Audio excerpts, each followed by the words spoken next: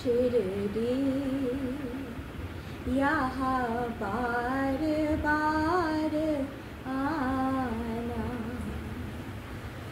এই শিরডি নামের মধ্যে এমন মধু আছে যা আমাদের প্রতিটি সাই ভক্তকে বারবার টেনে নিয়ে যায়।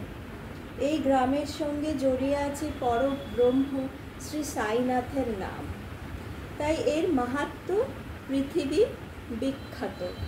শ্রী সাই বাবা যখন প্রথম শিরডিতে আসেন তখন এই গ্রামের নাম ছিল শিলাধি। এটি একটি ছোট্ট একটি অপরিচিত গ্রাম, আহমেদনগর জেলার মধ্যে পড়ে এই গ্রামটি। ছোট বড় বাড়ি মিলিয়ে মোট 400টি বাড়ি হবে তখন, 2টো স্কুল, এরকম একটি ছোট গ্রাম, মাটির বাড়ি, ভাঙাচোরা সব বাড়ি নিয়ে একটা ছোট গ্রাম। এবং এই ডক্টর কেশব বি গাভানকার একটি বই লেখেন শিলাধি নামে, এবং তাতে তিনি এই যে গ্রামের নামটির মানে খুব সুন্দরভাবে তিনি বুঝিয়ে দিয়েছেন যে শিলা এবং ধি, শিলা হচ্ছে পাহাড়, শিলা হচ্ছে পাহাড় এবং ধি হচ্ছে বুদ্ধি বা জ্ঞান। এই গ্রাম এবং এই নামের এমন একটি গ্রাম, এই যে শিলাধি নাম, যার বুদ্ধি একটি পর্বতের মতো দৃঢ় এবং শান্ত। এই গ্রাম প্রতিটি চঞ্চল মনকে শান্তি এবং স্থিরতা দেয়। এটি গোদাবরী, আমরা জানি যে গোদাবরী নদী আমরা শিরডি যেতে দেখি, গোদাবরী নদী পার হয়ে রাস্তা চলে গেছে শিরডির দিকে। 8 মাইল পার চলার পর নিমগ্রাম পৌঁছাতেই শিরডি দেখতে পাওয়া যায়। শ্রী সাই শিরডিতে অবতীর্ণ হয়ে এই স্থানটিকে ধন্য করেছিলেন এবং ওনার সান্নিধ্যে শিরডির মাহাত্ম্য বিশেষ বেড়ে যায়। শ্রী সাই বাবা তার অসামান্য পদ্ধতিতে ভক্তদের আকর্ষিত করে নিয়ে আসতেন এই গ্রামে। দিন প্রতিদিন তার খ্যাতি চারিদিকে ছড়িয়ে পড়তে লাগলো এবং বিভিন্ন জায়গা থেকে ভক্তেরা দর্শন লাভের জন্য শিরডিতে এসে উপস্থিত হতে লাগলো। এবং শ্রী সাই বাবা বলতেন যে আমার ভক্তেরা 1000 ক্রোশ দূরে থাকলেও এমনভাবে আকর্ষিত হয়ে চলে আসে যেমন সুতোয় বাঁধা চড়ুই পাখি। বাবা নিজেই তার ভক্তদের তার কাছে টেনে আনতেন। বাবা তার ভক্তদের চার জীবিতকালেও রক্ষা করেছেন এবং তিনি তার এখনও তার যে 11টি প্রতিশ্রুতি, তিনি কিন্তু আজও সেটি রক্ষা করে চলেছেন। বাবার প্রথম প্রতিশ্রুতি কি? যে শিরডির ভূমিতে যে পা দেয় তার সমস্ত বিপদ আপদ দুঃখ অনায়াসেই দুঃখ হয়ে যায়। তাহলে এই স্থানের এমন মাহাত্ম্য শিরডির যে যেই ভক্ত সেখানে পা দেবে তার সমস্ত বিপদ আপদ দুঃখ অনায়াসেই দূর হয়ে যাবে। মনে রাখবেন যে এটি বাবার প্রথম 11টি যে বাবার বচন, 11টি প্রতিশ্রুতির প্রথম বচনই হচ্ছে যে শিরডির মাটিতে পদার্পণ করলেই তার বিপদ আপদ সমস্ত অনায়াসেই দূর হয়ে যাবে। এই প্রতিশ্রুতিটি সবসময় আমাদের সাই ভক্তদের আশ্বাস দিয়েছে যে বাবার সর্বব্যাপকতার। আবার এটাও কি আমরা মনে মনে ভাবি না যে যদি আমরা বাবার দর্শনার্থে শিরডির মাটিতে পদার্পণ করি, হাজার হাজার ভক্ত তো রোজ যাচ্ছে, আমরা যাচ্ছি, তাহলে সত্যি কি আমাদের সব দুঃখ কষ্ট সত্যিই চলে যাবে? সেখানে গেলে কি এমন চমৎকার ঘটবে যে আমাদের সবারই জীবন পরিবর্তিত হয়ে যাবে? এটি কি আমাদের মনে আসে না? এই যে প্রথম প্রতিশ্রুতিটি যে শিরডির মাটিতে পদার্পণ করলেই সবার দুঃখ কষ্ট চলে যাবে। সাইনাথ বিশ্বের প্রভু হয়েও কি শুধু শিরডির কথা ভেবেই এই প্রতিশ্রুতি দিয়েছিলেন? এই সব প্রশ্নের উত্তর পেতে গেলে কিন্তু আমাদের শিরডির আসল মানেটা জানতে হবে। আমরা আগেই বলেছি যে শিলাধি একটি ছোট্ট গ্রাম, এবং শিলা মানে হচ্ছে পাহাড়, এবং ধি শব্দের অর্থ হলো জ্ঞান বা বুদ্ধি। তাই এমন একজন ভক্ত হবেন যার মনে অটুট বিশ্বাস থাকবে, অটুট বিশ্বাস, ভক্তি আর ভগবানকে জানার অদম্য আকর্ষণ। সেটাই এই শিরিডির পথে পা বাড়ানোর জন্য আমাদের প্রথম পদক্ষেপ হবে জীবনে। আমরা যখন শিরিডির পথে পা বাড়াবো, এই যে বাবা বলছেন তোমার সমস্ত দুঃখ কষ্ট চলে যাবে তুমি শিরিডিতে যখন পদার্পণ করবে। এবার এই যে আমরা শিরিডিতে পদার্পণ করব, তা আমাদেরও কর্তব্য নয় কি যে শিরিডিতে যখন পদার্পণ করব, বাবা যে প্রতিশ্রুতিটা আমাদের দিয়েছেন তার আগে নিজেদেরকে কিছুটা শুদ্ধ করে নেওয়া। তা যখন আমরা শিরিডির মাটিতে পদার্পণ করব, তখন আমাদের ভালো মন্দের পার্থক্যটা কিন্তু বুঝে নিতে হবে, আমাদের চরিত্রে অনেক পরিবর্তন আনতে হবে, এবং তখনই আমরা শ্রী সাই বাবার দয়া অনুভব করব। যদি আমরা আমাদের অভ্যাসগুলোকে না সরাতে পারি, আমাদের খারাপ স্বভাবগুলোকে না পরিবর্তিত করতে পারি, তবে শারীরিকভাবে শিরিডিতে পদার্পণ করে কিভাবে আমরা বাবার দয়া অর্জন করব? বাবার করুণা লাভ কি এতটাই সহজ? তার যোগ্য করে নিজেকে গড়ে তুলতে হবে, এবং এটাই হবে আমাদের শিরিডি যাত্রার প্রথম পদক্ষেপ। তখনই আমরা আমাদের মনে প্রথম সংশয় জাগে যে বাবার ভক্ত হিসাবে শিরিডির মাটিতে পদার্পণ করার জন্য আমরা কতটা যোগ্য, এবং এই যে শিরিডির মাটিতে বাবা তার পদচিহ্ন রেখে গেছেন। শিরিডির মাটির, শিরিডির ধুলোর প্রতিটি কণায় কণায় বাবার পদচিহ্ন রয়ে গেছেন, এবং বাবার যে প্রতিটি ভক্ত তারা কিন্তু কোনো অংশে কম নয়। এই যে মহলসাপতি, শ্যামা, নানা সাহেব চন্দরকার, কাকা সাহেব দীক্ষিত, দাবলকার, এই দাসগণ, এরা এক একজন এক একটি রত্ন, এবং তাদের সঙ্গে বাবার জন্মান্তরের যে সম্পর্ক, তাদের সঙ্গে যে এই যে ঋণানুবন্ধ সম্পর্ক, তারা কিন্তু এই শিরিডির মাটিতে ছিল। বাবা যখন প্রথম শিরিডিতে পদার্পণ করেন তখন কিন্তু তাকে কেউ চিনত না। প্রথম তাকে এই মলসাপতি, কাশিরাম সিম্পি, আপ্পা জোগলে, এরা বাবাকে প্রথম আপনারা তো সাই সচ্চরিতে জানেন যে বাবাকে প্রথম মালসাপতি আও সাই বলে খান্ডবা মন্দিরে স্বাগত করে এনেছিলেন। কিন্তু খান্ডবা মালসাপতি বাবা থাকতে চেয়েছিলেন খান্ডবা মন্দিরে, কিন্তু বাবার মালসাপতির ইচ্ছা ছিল না, যে বাবার তো ফকিরের মতো বেশভূষা ছিল।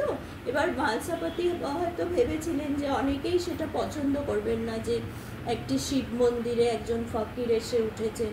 তা মালসাপতি বাবাকে তখনকার দিনে ওই মসজিদে নিয়ে গেছিল, এবং ওই মসজিদটি কিন্তু পুরোপুরি মসজিদ ছিল না, ওটি কিন্তু ওই বামনরাও গোন্দকারদের একটা গোশালা টাইপের ছিল, এবং সেখানে তখনকার দিনে শাড়ি বিক্রি করতে আসতো অনেক দূর দূর থেকে অনেক মুসলমান শাড়ি বিক্রেতারা, তারা এসে ওখানটা বিশ্রাম নিত। এবং বামনরাও গোন্দকারদের বাড়িতে একদিন তারা শাড়ির দাম নিতে গেছে, তখন 12 টাকা দাম হয়েছে শাড়ির। তখন দিতে গেছে, বলেছে আচ্ছা আপনাদের ওই যে গোশালাটা ওটি তো খালি পড়ে আছে, ওখানে আমরা বিশ্রাম করতে পারি, ওখানে আমরা শাড়িগুলো রেখে কি থাকতে পারি? তখন উনি রাজি হয়ে যান। এবার ওখানেই ওই মুসলিম শাড়ি বিক্রেতারা তারা ওইখানে তারা বিশ্রাম নিত, ওখানে তারা যেহেতু মুসলিম ওখানে নামাজ পড়তো। এবার তারপর থেকে ওটি একটি মসজিদ হয়ে গেছে। ওটি কিন্তু আসলে কিন্তু কোনো মসজিদ হিসাবে ছিল না।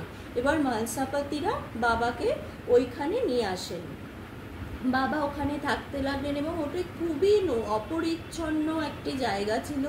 বাবা সেটিকে তার দ্বারকা মাই হিসাবে ওটি এখন বিখ্যাত, ওখানে বাবা থাকতে শুরু করেন, এবং মালসাপতির মতো ভক্তরা শিরিডিতে ছিল।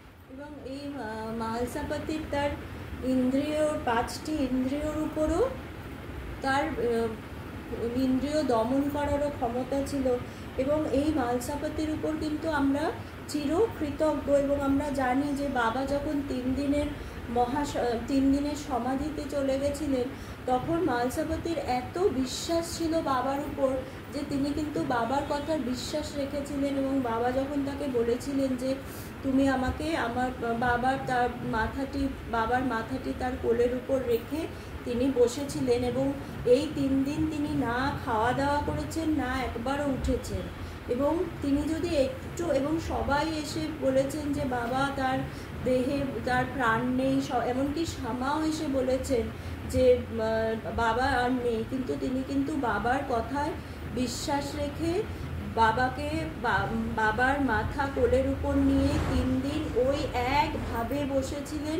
এবং এই জন্য আমরা তার কাছে চিরকৃতজ্ঞ যে তিনি তার বাবার মাথাটি তার কোল থেকে একদিনের জন্য হলেও সরাননি।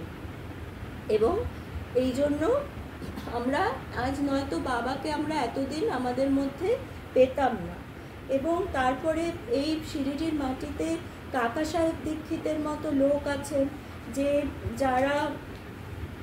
কাকা সাহেব দীক্ষিতকে বাবা কত ভালোবাসতেন। এবং তিনি তার সঙ্গে যখন বাবার দেখা হয়েছিল, তখন বাবা তাকে আশ্বাস দিয়েছিলেন যে তাকে বাবা তার সমস্ত, তার তো প্রচণ্ড, তিনি একটি ব্যস্ত মানুষ, তাকে সবসময় তার চিন্তা ভাবনা নিয়েছে থাকতো। বাবা তাকে আশ্বাস দিয়েছিল যে তুমি আজ থেকে কোনো চিন্তা করো না, তোমার সব চিন্তা আমার, এবং আমি তোমাকে বিমানে করে নিয়ে যাব। এবং তার সেই প্রতিশ্রুতি তিনি রেখেছিলেন। তিনি ট্রেনে যেতে যেতে আমরা জানি যে হেমত পন্থের কোলে মাথা রেখে তিনি শেষ নিঃশ্বাস ত্যাগ করেছিলেন। তাহলে এইরকম তার সব ভক্তেরা বাবার সঙ্গে ছিল এই শিরিডির মাটিতে। তাহলে এই শিরিডির মাটি কতটা পূর্ণ। আজ শিরিডিতে হাজার হাজার ভক্তেরা আসছে বাবার দর্শনার্থে, তার মধ্যে কিছু খারাপ লোকও থাকে। সবারই কি কষ্ট যন্ত্রণা মুক্ত হয়ে যায়? আমাদের মনে যদি রাগ, ঘৃণা, অহংকার ভরা থাকে, তবে তীর্থযাত্রা আমাদের কিভাবে সাহায্য করতে পারে? আমরা নিজেরাই দেখুন কত সৎসঙ্গে যাই, সেখানে আমরা বসে ভজন শুনি, আবার ভজন শোনার সঙ্গে সঙ্গে আমরা যেই সব শোনা হয়ে যায়, আমরা লোকের সমালোচনা করতে শুরু করে দিই। সব যে পরনিন্দা, পরচর্চা, আমরা তো মানুষ, আমরা সেগুলো করবই। কিন্তু দেখুন এই যে বাবা, এই যে একটি সেখানে পড়ি, সেখানে 19 নম্বর অধ্যায়ে এই যে বাবা বলেছিলেন যে এই যে পরনিন্দা পরচর্চাটা বাবা কিসের সঙ্গে তুলনা করেছিলেন? শূকরের বিষটা খাওয়ার সঙ্গে তুলনা করেছিলেন। এবং বাবা বলেছিলেন যে অনেক শুভ কর্মের ফলে আমাদের অনেক শুভ কর্মের পরিণামস্বরূপ আমাদের এই মনুষ্য জীবন। এবং এই দেহ যদি আমরা পেয়েও যদি আমরা এই ধরনের আচরণ করি, তাহলে শিরিডি আমাদের কিভাবে সাহায্য করতে পারে? তাই এই কথার তাৎপর্য কিন্তু অত্যন্ত গুরুত্বপূর্ণ। এই প্রথম যে বাবার প্রতিশ্রুতি যে শিরিডির মাটিতে পা দিলে তোমার সমস্ত বিপদ আপদ কেটে যাবে, তার সঙ্গে এই যে কথাটি বাবা বলেছিলেন যে এই ধরনের আচরণ যদি তুমি করো, তাহলে শিরিডি তোমাকে কিভাবে সাহায্য করতে পারে। তাহলে সব কিছু লুকিয়ে আছে কিন্তু আমাদের আচরণে। সুতরাং সেই সচ্চরিত্রের যে 13 অধ্যায় বাবা বলেছেন, তারা খুবই ভাগ্যবান যাদের পাপ নষ্ট হয়ে গেছে, তারাই আমার উপাসনার দিকে অগ্রসর হতে পারে বা হয়। তাই পবিত্র হৃদয়ে যে ভক্ত বাবাকে পূজা করে, বাবার এবং যার মধ্যে এই ব্যাকুলতা থাকবে, তারাই শিরিডির মাটিতে পদার্পণ করবে। শ্রী সাই বাবার জীবনী কীরকম? সাগরের ন্যায় অগাধ বিস্তৃত।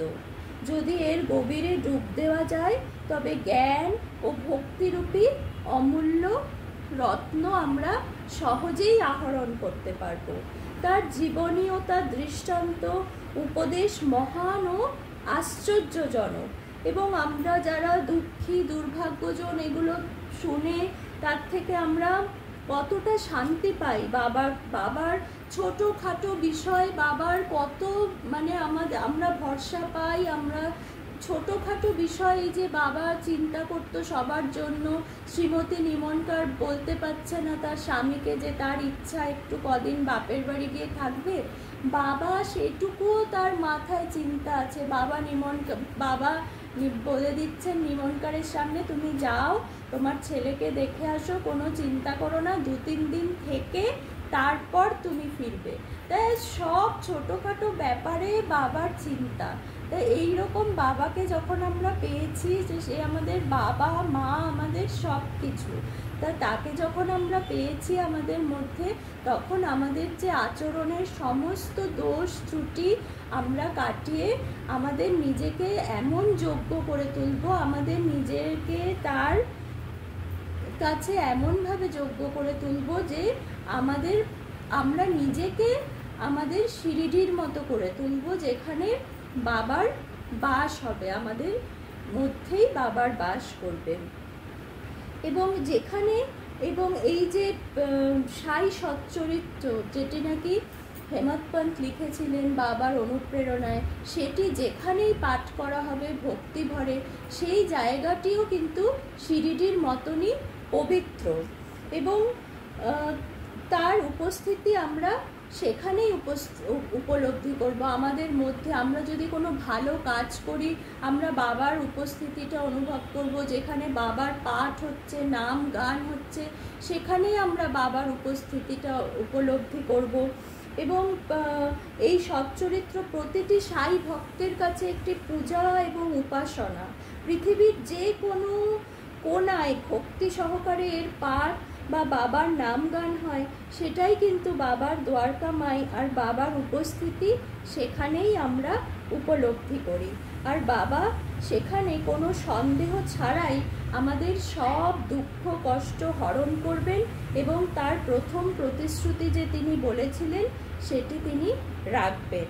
আমরা এই পরায়ণের মাধ্যমে সঠিক পথে অবতীর্ণ হব, এবং এটাই আমাদের শিরিডি যাত্রা। আমাদের নিজেদের ভেতরটাকে আমরা পবিত্র করব, এবং পরায়ণ সাই সচ্চরিত পরায়ণ করে বাবার পূজা অর্চনার মাধ্যমে নিজেদেরকে শিরিডি যাত্রার যোগ্য করে তুলব। আমরা ভক্তির কঠিন পথটি বেছে নিয়ে বাবার দয়ায় একটি শান্ত পবিত্র জীবন পালন করব।